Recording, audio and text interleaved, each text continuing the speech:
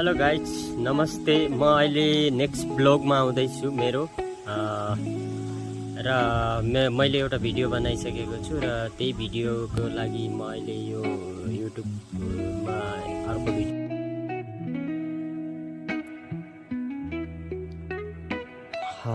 मैले भनिरहेको थिएँ अहिले भर्खरै हामी आउँछौँ भनेर र यो चाहिँ हाम्रो गाउँमा एकदम organic potato right now growing, not growing, so now we have to collect from here in the land है। अनि त्यसपछि हेर्नुहोस् म किनभने आफ्नो garden I am showing you र यहाँ नजिक भइरहेको एकदमै धेरै केराहरू है। अनि त्यसपछि यो चाहिँ यसलाई चाहिँ we call to for the तमाकु, अर्गानिक तमाकु। दिस इज द अर्गानिक तमाकु है। यसलाई चाहिँ अर्गानिक तमाकु भनिन्छ। सक्नुहुन्छ र यो पनि हाम्रो ओनियन है। एन्ड यो हेर्नुहोस् यहाँदेखि म आफ्नो ठाउँको भ्युज तपाईँहरूलाई देखाउँदैछु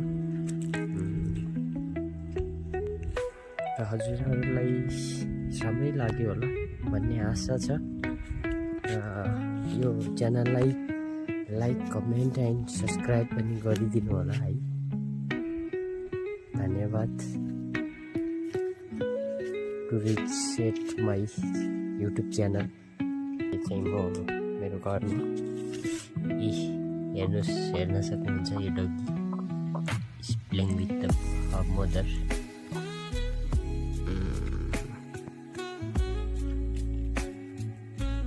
यो चाहिँ साह्रै लगाएर हाम्रो गाउँको भ्युज है साथी हो। भ्यू हेर्न सक्नुहुन्छ तपाईँले यहाँदेखि यहाँसम्म है। सो